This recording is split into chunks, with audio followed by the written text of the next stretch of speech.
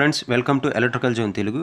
So మన ఛానల్లో electrical concepts related theoretical and practical videos అనేటువంటిది చేయడం జరుగుతుంది. సో మన ఛానల్లో కంటెంట్ అనేది ఎలక్ట్రికల్ బ్యాక్గ్రౌండ్ రిలేటెడ్ స్టూడెంట్స్ అవ్వచ్చు, ఏదైనా ఇండస్ట్రీలో వర్క్ చేస్తున్న పీపుల్ అవ్వచ్చు, వీరందరికీ యూజ్ఫుల్ అయ్యే కంటెంట్ అనేటువంటిది చేయడం జరుగుతుంది. సో మన ఛానల్లో కంటెంట్ నచ్చినట్లయితే సబ్స్క్రైబ్ చేసుకొని సపోర్ట్ చేయండి. అదేవిధంగా మీ ఫ్రెండ్ సర్కిల్లో ఎవరైనా ఉన్నా సరే షేర్ చేయండి. సో ఇంక లేట్ చేయకుండా వీడియోని స్టార్ట్ చేద్దాము.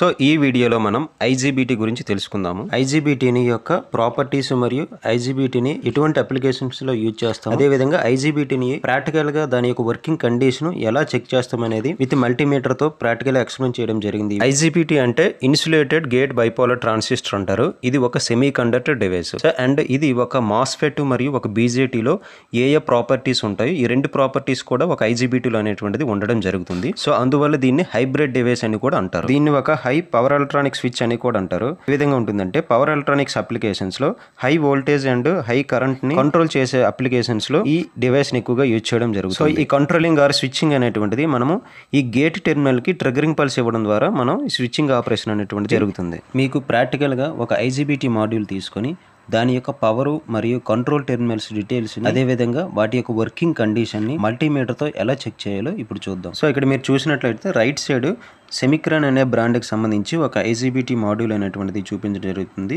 అదేవిధంగా లెఫ్ట్ సైడ్ దాని యొక్క స్కెమాటిక్ డయాగ్రామ్ అనేటువంటిది ప్రొవైడ్ చేశాను. ఈ రెండింటిని కంపేర్ చేసుకుని ఇప్పుడు ఎక్స్ప్లెయిన్ చేస్తాను. సో దీన్ని ఐజీబీటీ మాడ్యూల్ అంటాము.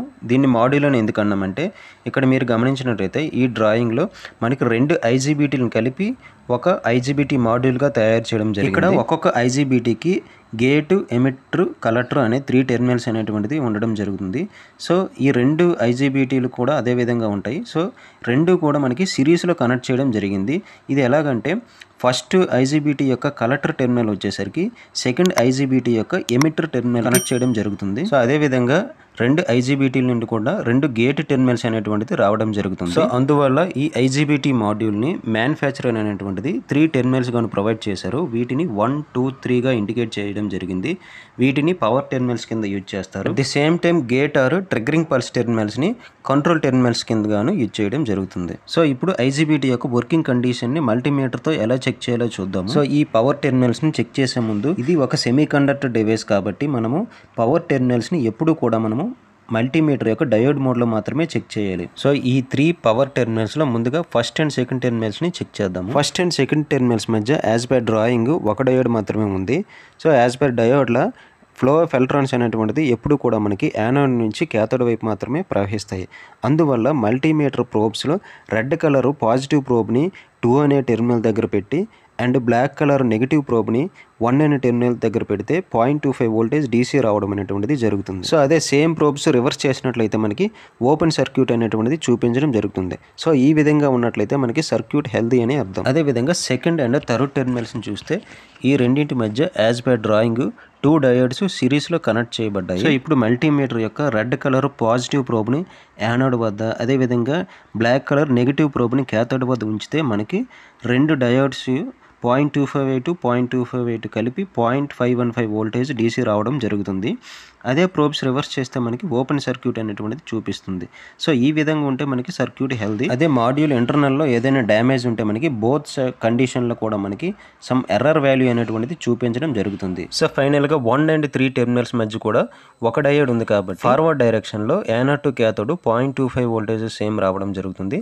అదేవిధంగా ప్రోబ్స్ రివర్స్ చేస్తే రివర్స్ డైరెక్షన్లో ఓపెన్ సర్క్యూట్ అనేటువంటిది వస్తుంది. సో ఈ విధంగా మనం పవర్ టెర్మినల్స్ని చెక్ చేసుకోవాలి. మాడ్యూల్ ఇంటర్నల్గా ఏదైనా డ్యామేజ్ ఉంటే మాత్రం మీటర్తో చెక్ చేసేటప్పుడు ప్రోబ్స్ ఫార్వర్డ్ డైరెక్షన్లోను అదేవిధంగా రివర్స్ డైరెక్షన్లోను కూడా సమ్ ఎర్రర్ వాల్యూ అనేటువంటిది చూపిస్తుంది. సో ఆ విధంగా ఉంటే ఐజీబీటీ మాడ్యూల్ అనేటువంటిది డ్యామేజ్ అయిందని కన్ఫర్మ్ చేసుకోవచ్చు. సో ఇప్పుడు ఈ మాడ్యూలర్లో control terminals like triggering pulse లేదా గేట్ టెర్మినల్స్ ఎలా చెక్ చేసుకోవాలో చూద్దాము. సో వీటి ఐడెంటిఫికేషన్ వచ్చేసరికి 4 and 5 ఒక ఐజీబీటీ నుంచి, అదేవిధంగా 6 and టెర్మినల్స్ రెండు ఐజీబీటీ నుంచి తీసుకోవడం జరిగింది. సో ఫస్ట్ ఐజీబీటీలో 5 అనే టెర్మినల్ ఫస్ట్ ఐజీబీటీ యొక్క ఎమిటర్ టెర్మినల్ నుంచి ట్యాపింగ్ తీసుకోవడం జరిగింది. ఇట్ ఈజ్ నథింగ్ బట్ 1 అనే టెర్మినల్. సో 1కి 5కి మనకి కంటిన్యూటీ రావాల్సి ఉంటుంది.